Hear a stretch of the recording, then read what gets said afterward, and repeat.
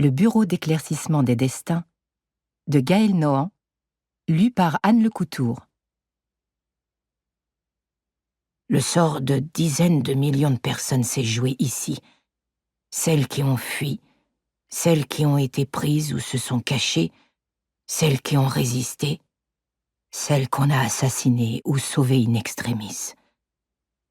Et puis il y a l'après-guerre, des millions de personnes déplacées, de nouvelles frontières, des traités d'occupation, des quotas d'immigration, l'échiquier de la guerre froide. Tu devras apprendre tout ça, devenir savante. Plus tu maîtriseras le contexte, plus tu réfléchiras vite. Le temps que tu gagnes, c'est la vie de ceux qui attendent une réponse. Et cette vie est un fil fragile. Après la visite, elles avaient eu envie de prolonger la rencontre. La plupart des employés étaient partis. La chaleur douce de la fin d'après-midi enveloppait le perron et le parc.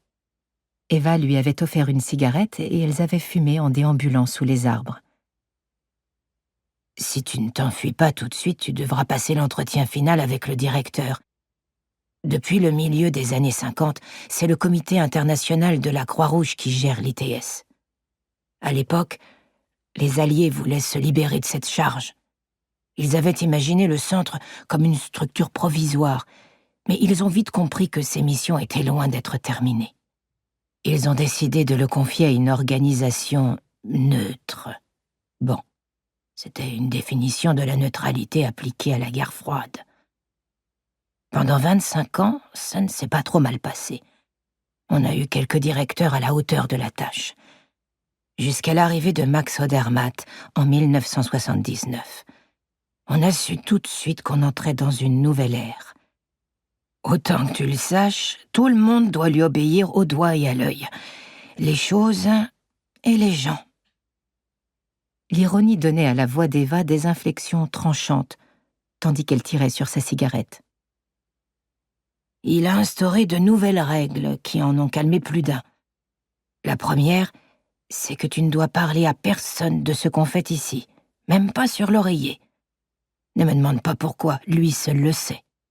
Peut-être qu'il rêvait de faire carrière à la CIA, va savoir. Si tu as besoin de tout dire à ton mari, il vaut mieux te trouver un autre boulot. Ce serait dommage parce que j'ai un bon pressentiment à ton sujet. Au contraire, dissimuler à son mari la nature de son travail soulageait Irène.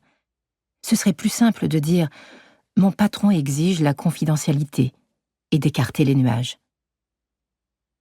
Ce n'est que lorsque Eva avait remonté ses manches pour profiter des derniers rayons du soleil qu'Irène avait aperçu les chiffres sur son avant-bras. Elle avait détourné les yeux pour ne pas la blesser, mais Eva avait surpris son regard et répondu à sa question muette. À Auschwitz. Ils m'ont tout pris, mais ils n'ont pas eu ma peau. Tétanisée, Irène n'avait rien su dire. Et peut-être sa guide n'attendait-elle aucune réponse, car elle avait aspiré une dernière bouffée de cigarette et écrasé le mégot. Pendant des années, il n'avait plus été question du passé d'Eva. Irène n'arrive pas à se le pardonner. Elle s'est longtemps raconté que son amie préférait ce silence.